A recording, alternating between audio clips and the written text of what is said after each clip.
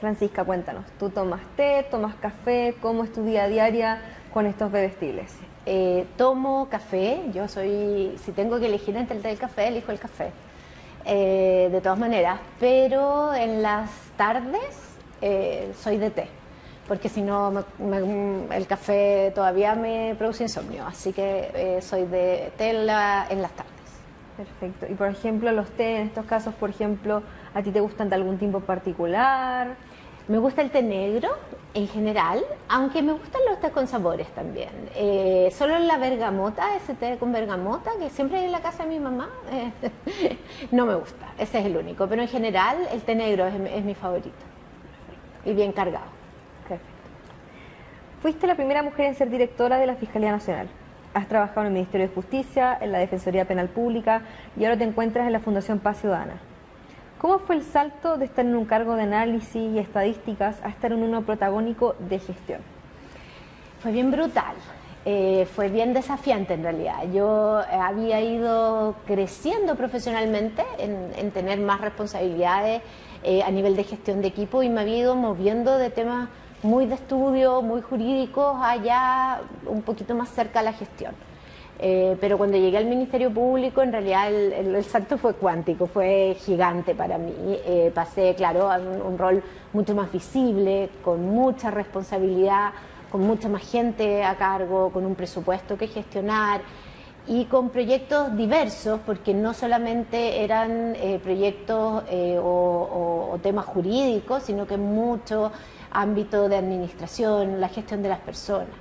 Así que fue muy desafiante en realidad y en 7 años que estuve en el cargo creo que aprendí y crecí muchísimo profesional y personalmente.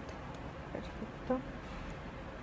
¿Y qué significó para ti como tal estar ahí?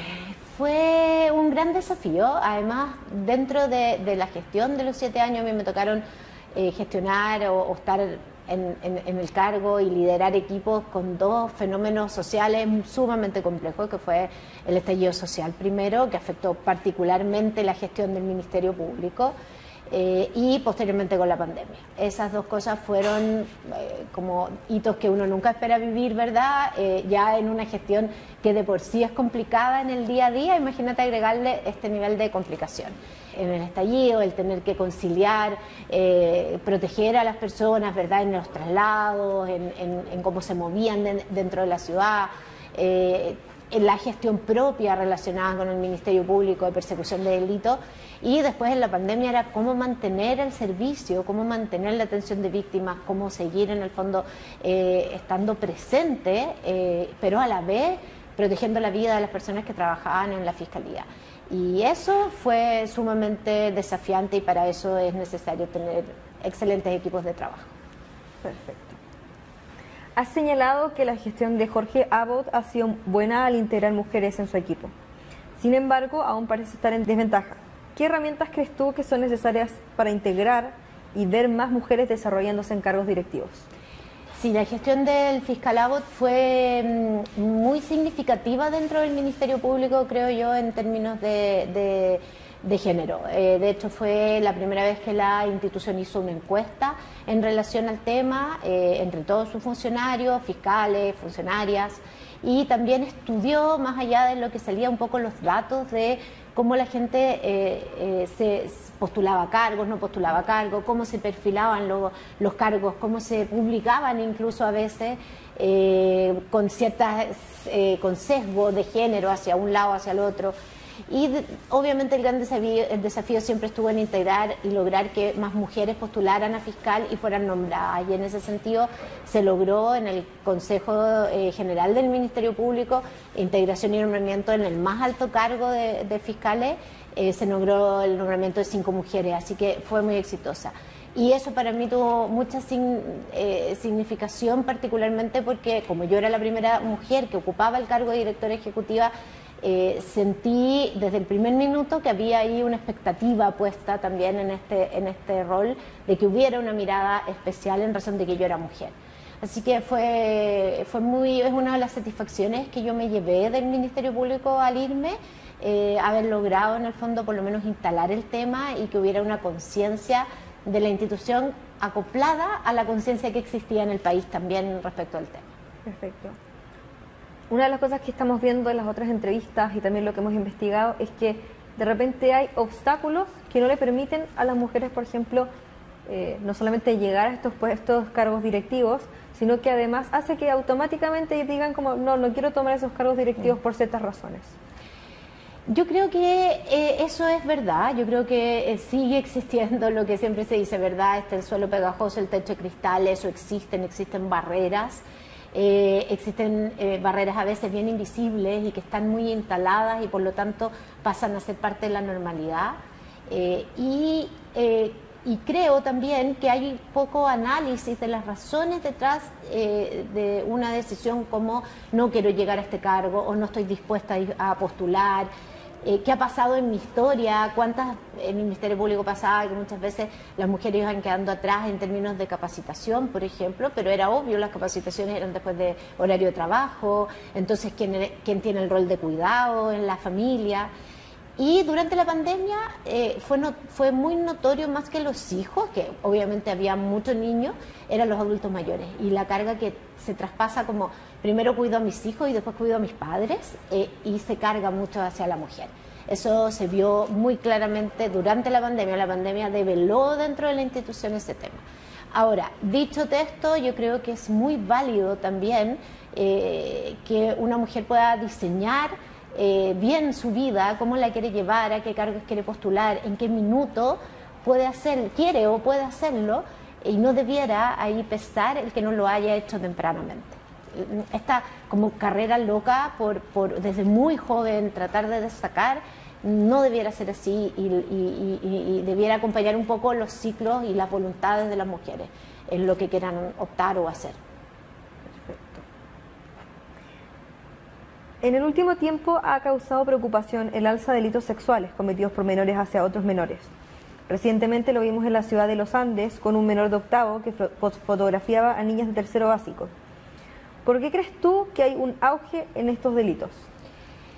Yo creo que hay que mirar muy bien las estadísticas con particular atención respecto a los delitos sexuales, porque los delitos sexuales es un tipo de delito que es sensible a la facilidad que exista para denunciar, a la conciencia que exista en el entorno de las personas, en las escuelas, etcétera. Es decir, que haya un alza en los delitos no necesariamente habla de un real aumento de la victimización, ¿verdad? Entonces, ahí hay que tener cuidado y hay que tener cuidado sobre todo cuando son menores de edad en ambas puntas del delito, es decir, como imputado y que en este caso al ser un niño de octavo probablemente no tenga ni siquiera la edad de 14 años para ser imputable, pero si lo fuera y tuviera 14 años, en ese extremo y también respecto a las víctimas.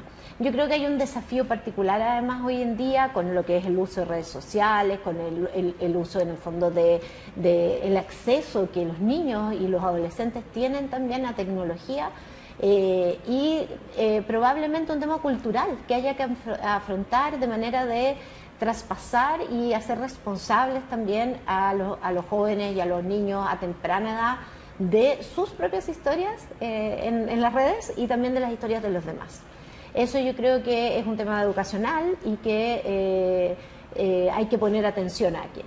Ahora, si hay un delito, si se comete un delito, que en general los delitos sexuales son delitos que en general por imputado o por quien lo comete no es exactamente menores de edad, generalmente son adultos y las víctimas suelen ser niños, hay que poner mucha atención en el proceso, en el fondo, tanto de cuidar a esa víctima, de protegerla, de no revictimizarla, pero también en ese infractor.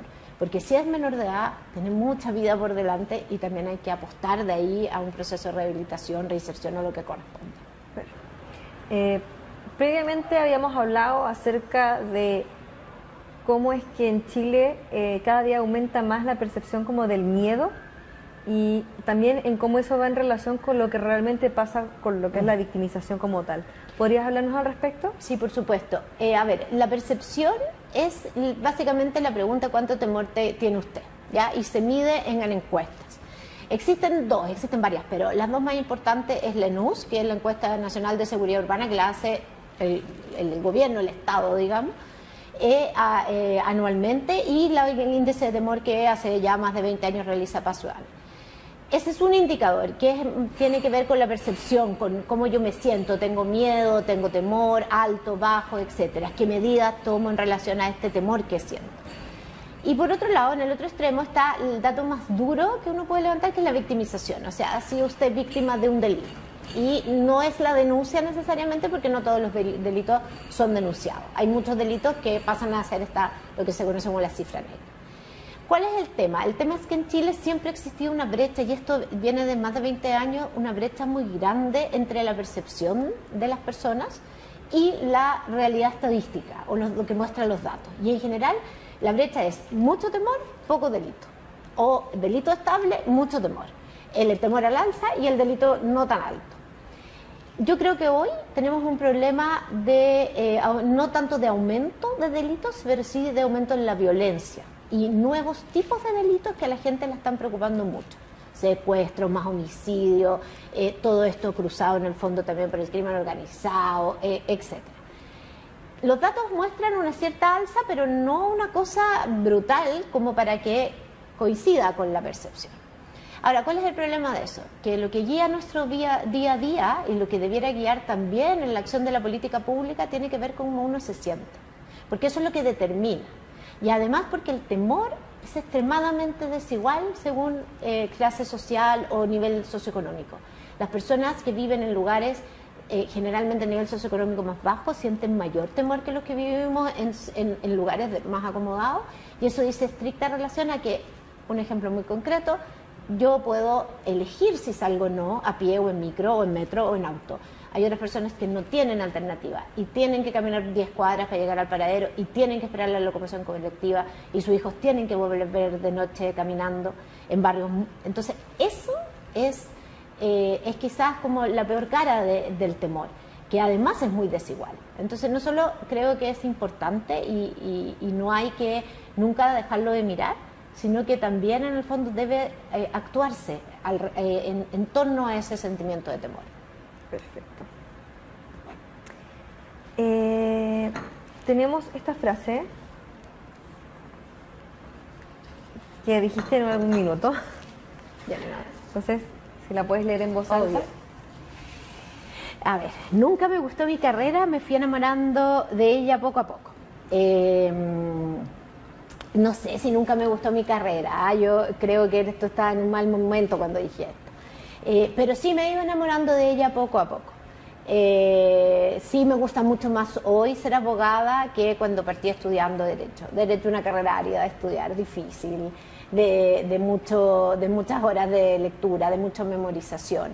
Así que sí, he sido más feliz siendo abogado que estudiando para hacerlo, así que de todas maneras. Y ahora tenemos unos conceptos que te vamos a ir dando y tienes que leerlos y mostrar en voz alta. Paridad, indispensable. Yo creo que tiene que haber paridad de entrada, paridad de salida, creo yo, y debe haber medidas efectivas para procurarla.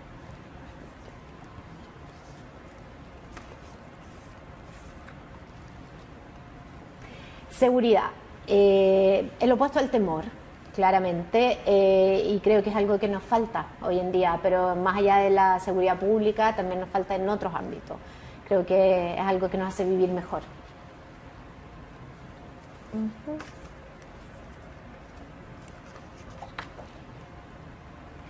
Liderazgo, gran palabra. Me gusta el liderazgo más transversal a mí, no me gusta el liderazgo vertical. Me gusta que el liderazgo sea formando equipo y ojalá traspasándolo a otras mujeres o a otros hombres que quieran asumir ciertos roles.